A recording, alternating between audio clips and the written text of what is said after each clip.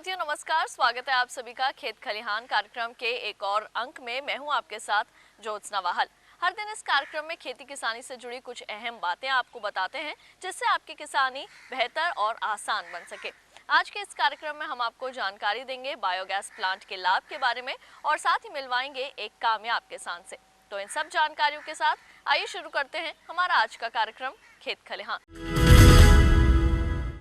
तो आज हम हैं भारतीय कृषि अनुसंधान संस्थान पूसा नई दिल्ली में और बायोगैस प्लांट के लाभ के बारे में ज़्यादा जानकारी देने के लिए हमारे साथ मौजूद हैं डॉक्टर इंद्रमणि मिश्रा जी। डॉक्टर इंद्रमणि, बहुत बहुत स्वागत है आपका कार्यक्रम खेत खलिहान में। तो डॉक्टर इंद्रमणि, सबसे पहले हम आपसे ये जानेंगे कि बायोगैस प्लांट क्या है, बायोगैस कैसे बनती है और इसके क्या क्या उपयोग हैं, साथ ही ये दूसरी गैसेस से किस तरह से अलग है। ज्योत्सना जी, आजकल आपको पता है कि ऊर्जा की बहुत समस्या है और ऊर्जा के जो परंपरागत स्रोत हैं वो सीमित हैं। इसलिए आवश्यकता होती है कि हम ऊर्जा के जो अपरंपरागत स्रोत हैं उनके दोहन करें, उन स्रोतों का। उसमें ढेर सारे स्रोत हैं। एक बायोगैस है। ये बायोगैस बहुउपयोगी ईंधन है और इसकी टेक्नोलॉजी पूरी तरीके से स्टेबलाइज हो चुकी है, इसलिए इसका बहुतायत प्रयोग हो रहा है और बहुत हमारे किसान भाई इसको लगाते हैं। अब इसमें क्या है कि बायोगैस एक एनारोबिक डाइजेशन के थ्रू जो ऑर्गेनिक मटेरियल हैं उनसे बनती है। अब उसमें नॉर्मली आप जानती हैं कि इसको गोबर गैस के नाम से भी जानते हैं। तो गोबर जो होता है ये एक महत्वपूर्ण अवयव होता है, लेकिन इसके अलावा जो दूसरे खरपतवार हैं और कार्बनिक पदार्थ हैं, बायोमास है, यही नहीं, आपका जलकुंभी है। अब तो यहाँ तक कि ऐसे सिस्टम बनाए गए हैं जिसमें पुआल है, पैरे की पुआल है या दूसरे भूसा है, किसी तरीके का धान की किसी तरीके से ये आपका चुन्नी है और दूसरे इस तरह के जो अवयव हैं उनको बायोगैस बनाने में हम प्रयोग कर सकते हैं। तो जब हम इसका प्रयोग करते हैं तो ये गैस जो बनती है मुख्य रूप से ये मीथेन होती है, CH4 जिसे कहते हैं। करीब 55% तक मीथेन हो सकती है और करीब 43% तक इसमें कार्बन डाइऑक्साइड होती है और ये इसीलिए दूसरी गैसेस से अलग होती है, बहुउपयोगी ईंधन है। अब इसको गैस के रूप में, जैसे खाना पकाने की गैस है, उस रूप में प्रयोग कर सकते हैं, लाइट के लिए प्रयोग कर सकते हैं। इसको इंजन में आजकल प्रयोग किया जाता है। इंजन ही नहीं, अगर आप चाहें तो इसको बिजली बनाने में भी इसका प्रयोग कर सकते हैं। तो कई रूपों में बायोगैस का प्रयोग किया जाता है। तो अभी आपने बायोगैस प्लांट से संबंधित, उसके उपयोग से संबंधित तमाम जानकारियां हासिल की। डॉक्टर इंद्रमणि, अब आपसे जानेंगे कि बायोगैस प्लांट के क्या क्या प्रकार हैं और कौन सा ऐसा बायोगैस प्लांट है जो सबसे ज़्यादा इस्तेमाल में आता है। देखिए, बायोगैस जो प्लांट हैं इनका वर्गीकरण आकार के आधार पर भी किया जाता है, साइज़ के आधार पर भी किया जाता है। जैसे छोटे बायोगैस प्लांट, मझोले बायोगैस प्लांट और कम्युनिटी लेवल बायोगैस प्लांट, जो बहुत बड़े लेवल पर बायोगैस प्लांट होते हैं। इसके अलावा डिज़ाइन के आधार पर वर्गीकरण होता है। एक हम KBIC प्लांट कहते हैं, एक देशबंधु प्लांट होता है, एक जनता प्लांट होता है। आजकल ज़्यादातर KBIC प्लांट जो है ये बहुतायत प्रयोग में लाया जाता है। तो इसमें क्या करते हैं कि ये RCC का भी बनता है, जो इसका बायोगैस प्लांट के दो मुख्य अवयव हैं। एक तो जो डाइजेशन का चैम्बर होता है, जहाँ पर ये जो मटेरियल है उसका डाइजेशन होता है, जिसमें गैस फार्म होती है, और एक उसके ऊपर डोम होता है जो उसे गैस को स्टोर करता है अपने अंदर। तो ये जो RCC वाला स्ट्रक्चर, या फिर हम क्या करते हैं, इसमें ज़मीन के अंदर गड्ढा खोद करके और पक्के ईंटे की और सीमेंट के साथ अगर हम चाहें तो वो भी बना सकते हैं। और जो हम गैस स्टोरेज के लिए जो है वो जो चैम्बर होता है वो टिन का भी हो सकता है और कभी कभी मोटी प्लास्टिक की सीट का भी बनाने की कोशिश करते हैं। तो ये KBIC प्लांट की विशेषता मैंने बताया और ये प्लांट ज़्यादातर बनाया जाता है। तो डॉक्टर इंद्रमणि, अब आपसे जानेंगे कि अगर हम स्वच्छता के नज़रिए से देखें या फिर अगर हम स्वच्छ भारत अभियान की बात करें, अगर उससे जोड़ें हम बायोगैस प्लांट को, तो ये कितना उपयोगी है। देखिए, बायोगैस प्लांट का मैं आपका अपना अनुभव बताऊंगा कि एक हमारे पास प्रोजेक्ट था जिसमें हमें देहात में किसानों के यहाँ बायोगैस प्लांट लगाने थे। तो वो मुख्य रूप से हमारा था कि बायोगैस प्लांट की जो स्लरी होती है, स्लरी को यूज कर करके जो ज़मीन जो हमारी मिट्टी है उसकी वाटर होल्डिंग कैपेसिटी बढ़ानी थी, जो कि जो से स्लरी निकलती है उसके बारे में मैं बताऊंगा आपको कि वो भी बहुत महत्वपूर्ण होती है।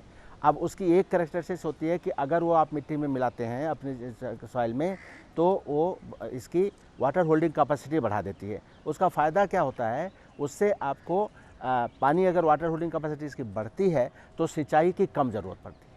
तो हमें वाटर सेविंग टेक्नोलॉजी के रूप में हमने बायोगैस को यूज़ किया था और उसमें हमने उत्तर प्रदेश के और राजस्थान के और हरियाणा के गाँवों में हमने जा कर के उस प्रोजेक्ट के तहत हमने किया। इनिशियली हमारा प्रोग्राम था कि हमें 30 बायोगैस प्लांट बनाने थे, लेकिन आपको विश्वास नहीं होगा, किसानों ने इतना इंटरेस्ट दिखाया कि उसमें हमने 300 के करीब बायोगैस प्लांट बनाया। और जो बात आप बता रही हैं कि उसकी उपयोगिता स्वच्छता को लेकर के, तो हरियाणा के गांव में, झज्जर ज़िले के गांव में मैंने जाकर खुद जब हम काम करते थे देखा कि वो किसान भाई जो आसपास, चूँकि उनका गोबर जो उनका अपने पशुओं से होता था वो सफिशिएंट नहीं था, तो गली कूचे में कहीं भी अगर गोबर पड़ा है तो वो चुपके जल्दी से उठा करके अपने प्लांट में लाके डाल देते थे। इसी तरीके से बायोमास है, बायोमास अगर इधर उधर पड़ा है आप उसको इसमें ला करके यूज कर सकते हैं। तो स्वच्छता की, अब खरपतवार है, दूसरी चीज़ें जलाने के बजाय आप उसको बायोगैस में कन्वर्ट करिए। तो मैंने देखा कि ये तो बड़ा अच्छा है, किसान भाई चाहे गोबर है चाहे दूसरे इस तरह के बायोमास है उनको ला करके अपने बायोगैस प्लांट में डाल रहे हैं। तो ये जो भी इस तरीके के जो बायो एनर्जी बनाने के जो तरीके हैं उनमें कॉमन फ़ायदा ये है। लेकिन बायोगैस में तो गांव में पर्टिकुलरली आप देखें कि गोबर वगैरह के इस तरीके की वो रहती है ना, कई जगह ऐसे लोग केयर नहीं करते, लेकिन इस तरह का प्लांट जब लगता है तो आपका ये ऑटोमेटिक उसमें ये रखा है, ये उसके साथ निहित है कि सफाई जो है ना वो होती रहती है। तो अभी आपने ये भी जाना कि पर्यावरण के नज़रिए से, स्वच्छता के नज़रिए से बायोगैस प्लांट कितना उपयोगी है, कितना लाभकारी है। आइए कार्यक्रम में बढ़ते हैं आगे और डॉक्टर इंद्रमणि अब आपसे जानेंगे कि हमारे किसान भाई हैं वो अगर बायोगैस प्लांट अपने घरों में लगाना चाहें तो किस प्रकार लगा सकते हैं और साथ ही सरकार की तरफ से उनको क्या अनुदान मिल सकता है। देखिए, जितने भी हमारी स्कीम्स हैं, जो एनर्जी से रिलेटेड स्कीम्स हैं, उनमें सब में अनुदान का प्रावधान है। और मैं जैसे बताया कि किसान भाई आप चाहें तो इसको छोटे आकार के जो क्या कहते हैं बायोगैस प्लांट हैं, 2 क्यूबिक मीटर से लेकर के 3 क्यूबिक 4 क्यूबिक मीटर के छोटे साइज़ के जो प्लांट हैं वो आप अपने पशुओं की संख्या के आधार पर लगा सकते हैं। और उससे ये हमने देखा है कि आपका जो क्या कहते हैं खाना बनाने का काम इस गैस से चल सकता है। और जहाँ आप बर्निंग करते हैं, आपकी जो घर में महिलाएं हैं उनकी आँख में प्रभाव पड़ता है, उनके स्वास्थ्य पर प्रभाव पड़ता है। तो उस तरीके से जो ईंधन जला करके, लकड़ी डायरेक्ट जला करके, तो उसकी इफ़िशियंसी बहुत कम होती है, उस ईंधन की conversion efficiency, energy conversion efficiency बहुत कम होती है। दूसरी तरफ से आप ये देख लें कि स्वास्थ्य की निगाह से धुआं वगैरह जो इस तरह की प्रॉब्लम होती है उनसे बच सकते हैं। और एक और चीज़ मैंने बताया था कि वो स्लरी जो उससे निकलती है ना, वो आपके लिए वरदान है। मतलब ये समझिए कि आपके खेत में वो एक बहुत ही न्यूट्रिटिव क्या कहते हैं खाद का काम करती है। तो मैं इनकरेज करता हूँ, और छूट सब पे हर तरह से, राज्य सरकार की तरफ से छूट भी है, केंद्र सरकार की तरफ छूट है, उन छूट का और उन अनुदान का क्या कहते हैं उपयोग करें और बायोगैस प्लांट को लगवाने की कोशिश करें। तो आज आप बायोगैस प्लांट के लाभ के बारे में तमाम जानकारियां हासिल करें। डॉक्टर इंद्रमणि अब आपसे जानेंगे बायोगैस प्लांट लगाने के लिए अगर साइट या फिर जगह की बात करें तो उसका चुनाव किस प्रकार से करना चाहिए। ये बहुत महत्वपूर्ण है। एक तो कोशिश ये करना चाहिए कि जो बायोगैस प्लांट आप लगा रहे हैं वो आपका, अगर रसोई के लिए लगा रहे हैं तो रसोई के से बहुत दूर ना हो, क्योंकि इसमें ट्रांसमिशन में लॉसेज जो है ना उनके होने की संभावना रहती है, तो उसके पास हो। लेकिन उसी तरह से ये भी ध्यान देना है कि अगर कहीं पानी का स्रोत है, जैसे वाटर की टंकी ग्राउंड पे आपने बना रखा है, या इस तरीके से अगर कोई जगह है तो पानी के स्रोत से बाहर रखें ताकि पानी का कंटामिनेशन ना हो। एक तीसरी बात आपको ये भी ध्यान देनी है कि जो ग्राउंड वाटर देख लें, आपका वाटर टेबल जो है ना, कभी भी आप अपना जो इसको बना रहे हैं गड्ढा, वो ग्राउंड वाटर टेबल जो है उसके ऊपर ही गड्ढा बनाएं, ताकि किसी भी तरीके से ये जा कर के आपके ग्राउंड वाटर को कंटामिनेशन न करे। तो इन बातों का अगर ध्यान रखें तो आपका साइट सिलेक्शन प्रॉपर तरीके से होगा। तो अभी आपने ये भी जाना किस तरह से आप लगा सकते हैं बायोगैस प्लांट अपने घर में। और डॉक्टर इंद्रमणि, अभी आपने बायोगैस स्लरी के बारे में बात की थी, तो बायोगैस स्लरी के क्या क्या उपयोग हैं ये भी आप हमारे किसानों को बताएं। मैं तो यही कहूँगा कि ये ऐसा है कि आम के आम गुठलियों के दाम। मैंने आपको गैस के रूप में बताया कि बायोगैस किस तरीके से उपयोगी है, डिफरेंट पर्पज़ के लिए आप इसका प्रयोग कर सकते हैं, लेकिन स्लरी एक बड़ा महत्वपूर्ण अवयव है। मैंने जैसे बताया था, अभी एक प्रोग्राम की बात किया था, उसमें मेरा बायोगैस महत्वपूर्ण नहीं था, स्लरी महत्वपूर्ण थी। अब ये जो बायोगैस स्लरी होती है, ये एक बहुत ही सुंदर, बहुत ही अच्छी खाद है और इसमें ये पाया गया है कि नाइट्रोजन और फास्फोरस की मात्रा इसमें काफ़ी ज़्यादा होती है और अगर आप इसको डायरेक्ट आप फील्ड में अप्लाई कर सकते हैं।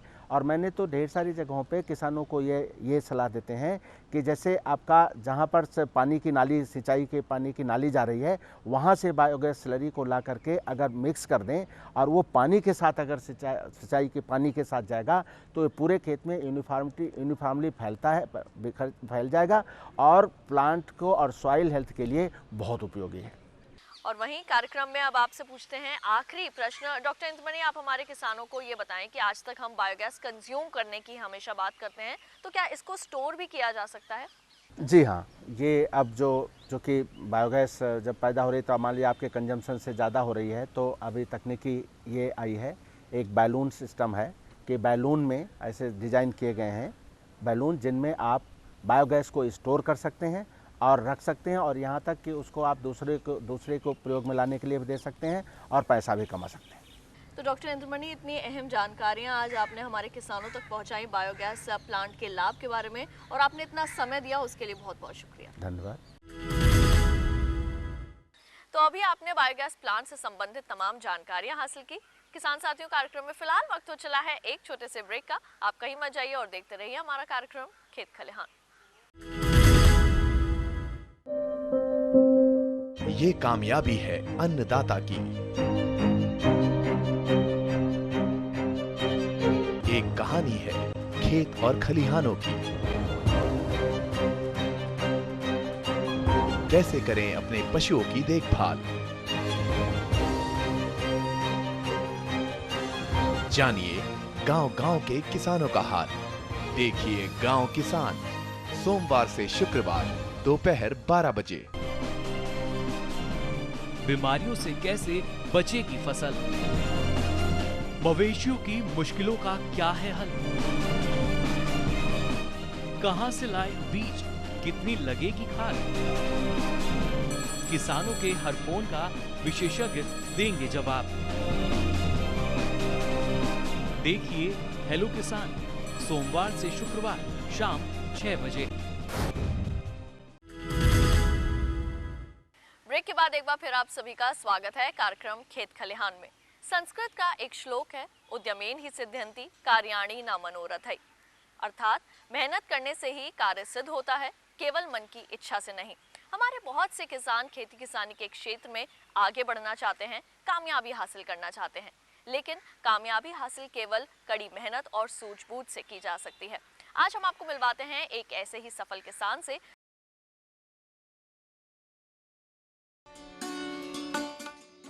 यूँ तो खेती आप करते हैं, लेकिन खेती के जो करने की प्रक्रिया हैं उनमें रासायनिक उर्वरकों का प्रयोग सर्वाधिक मात्रा में आप करते आ रहे हैं। परिणाम जल, जमीन, जलवायु तीनों दूषित हो रहा है। ऐसे में मुजफ्फरपुर जिला अंतर्गत बोचहा प्रखंड के ककराचक निवासी श्री दीप नारायण सिंह एक ऐसे किसान जिन्होंने शुरू से ही रासायनिक उर्वरकों का न विरोध किया, बल्कि उसके विरुद्ध में इन्होंने जैविक खेती को बढ़ावा देने के लिए कई कार्यक्रम भी अपने आप स्वयं में स्थापित किए हैं। आइए मिलते हैं ककराचक निवासी दीप नारायण। पढ़ाई के आवर में ही मुझे लगा था कि खेती किसानों के लिए ज़्यादा वरदान साबित हो सकती है। पढ़ने के बाद लोग मशक्क़त करता है नौकरी प्राप्त करने के लिए। अगर खेती को ही नौकरी के अपॉर्चुनिटी से अगर मैं देखूं तो इससे बेहतर नौकरी नहीं हो सकता है। इसका मिसाल आज आपको देखने को मिल रहा है कि मैं जिस मुकाम पर खड़ा हूँ, मैं जो काम कर रहा हूँ, उसमें नौकरी से कई गुना आगे हमारा प्रगति हो रही है। और मैं इस माध्यम से अपना तो विकास करता ही हूँ, साथ साथ बोचहां प्रखंड के अनेक किसानों को प्रशिक्षण देने का भी काम करता हूँ। उनका भी समझता हूँ कि खाद का प्रयोग करते करते उनकी खेत की उर्वरा शक्ति घटती जा रही है, तो क्यों नहीं वो खाद के बदले में, रासायनिक खाद के बदले में ये जैविक खाद जो धरती के लिए वरदान है, इस मिट्टी के लिए वह अमृत का काम करता है, उसका एक कार्यक्रम बनाऊं और उस पर फोकस करूं और किसानों के बीच जाऊं। वह सफलता आज किसान को भी है और मुझे भी मिल रहा है। मैं खुद वर्मी कंपोस्ट का उत्पादन करता भी हूं, लोगों से करवाता भी हूं, समय समय पर जाके उनको तकनीकी जानकारी देता भी हूं, ताकि किसानों को किसी अन्य जगह बउआने की, घूमने की मौका नहीं मिले। रह गया बात कि आपने पूछा कि नौकरी छोड़कर आप खेती की ओर मुड़े, ऐसा क्यों? मेरा मानना है कि नौकरी जो शब्द है किसी अन्य के अंदर रहना है, और खेती जो शब्द है दिन रात मेरा अपना है। जब चाहूँ, जिस समय चाहूँ, जहाँ चाहूँ, मैं अपने बाग में, बगीचा में, खेत में, खलिहान में, जानवरों के बीच जा कर के मुआयना करता हूँ, खेती से अधिक उपजाता हूँ। साथ साथ ये सब काम करने से एक एक्सरसाइज जैसा भी हो जाता है। आदमी को एक्सरसाइज करना जिस तरह ज़रूरी है, उस तरह खेती करना भी ज़रूरी है। मैं खेती करके किसानों के बीच एक संदेश देना चाहता हूँ कि नौकरी से मुख मोड़ो और खेती से नाता जोड़ लो, तुम आज न कल बहुत ही अच्छे हो जाओगे। आज देखने को मिल रहा है सर कि सरकार भी सोचती है कि जैविक खेती हो, किसान जैविक खेती के बारे में जानकारी प्राप्त करे। जैसा अखबारों में पढ़ने को मिलता है कि राज्य की सरकार, हमारी केंद्र की सरकार किसानों के हित में अनेक कल्याणकारी कार्यक्रम चला रखी है, जिसका एक पहलू जैविक खेती का बढ़ावा देना है। मैं सरकार के इस संदेश को जन जन में पहुंचाने के लिए इस काम की तरफ प्रेरित हुआ और लोग के लिए मैं चाहता हूं कि मैं एक प्रेरणा स्रोत रहूं। जैविक खेती के फायदों के बारे में ये कहते हैं कि रासायनिक खाद के लगातार प्रयोग से बिगड़ चुकी मिट्टी की भौतिक संरचना में सुधार होता है, मिट्टी की जल धारण क्षमता बढ़ जाती है, खेत में नमी ज़्यादा समय तक सुरक्षित रहती है, जिससे बार बार सिंचाई नहीं करना पड़ता। रासायनिक खाद खेत के उर्वरा शक्ति को नीचे गिरा रही है। रासायनिक खाद के प्रयोग से खेत खराब होता जा रहा है, बंजर होता जा रहा है। तो मैंने डिमॉन्स्ट्रेशन के रूप में 2004-05 में इसका मैं प्रयोग किया। प्रयोग करने के बाद लगा कि जो मैं रासायनिक खाद डालकर खेती से जो आमदनी करता था, उपजाता था, वो इस प्रयोग के बाद लगा कि कम लागत में कम मेरा खर्च लग रहा है और अधिक से अधिक आमदनी बढ़ रही है, खेत की उर्वरा शक्ति भी बच रही है, पौधे में हरियाली बरकरार रहती है। जो ज़मीन के अंदर सिंचाई करना होता था 15 दिन पर, तो ये जैविक खेती से खेती करने के बाद लगा कि 20 दिन में भी करेंगे तो चल सकता है। तो इस तरह मेरी रुझान रासायनिक खाद के तरफ से हटते चला गया और जैविक खाद के प्रति स्नेह बढ़ता चला गया। और आज हम पूर्णतः अपना खेती और अपने लोग जो जुड़े हुए हैं हमारे साथ, हमारे व्यवस्था से, हमारे संस्था से, हमारे क्लब से, उनको वे सारे के सारे लोग जैविक खेती से खेती करते हैं और अच्छा फसल उपजाते हैं, उत्पादन अच्छा कर रहे हैं। वे अनाज, तिलहन, सब्जी, बागवानी सहित सभी फसलों में जैविक खाद का उपयोग करते हैं। इनका मानना है कि फसलों में जैविक खाद का उपयोग मिट्टी के स्वास्थ्य के साथ साथ किसानों और उपभोक्ताओं के लिए भी फायदेमंद है। इससे फसलों का गुणवत्तापूर्ण उत्पादन तो होता ही है, खेती की लागत में भी कमी आती है।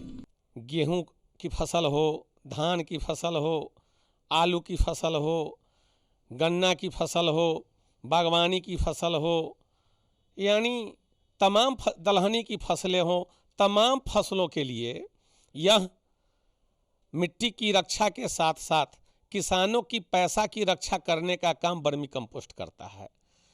मैं समझता हूँ कि इससे खेती करके किसान अधिक लाभप्रद अपने को साबित कर रहे हैं, वो आर्थिक दृष्टिकोण से भी और शारीरिक दृष्टिकोण से भी, क्योंकि जैविक खेती से जो फसलें तैयार होती है, जो अन्न का उत्पादन होता है, जो वेजिटेबल्स तैयार होता है, वह विषाणु रहित, जीवाणु रहित होता है। इसका एक एक्स्ट्रा पावर होता है जिसको जड़ अब्जॉर्ब करके एक अच्छा फसल देता है।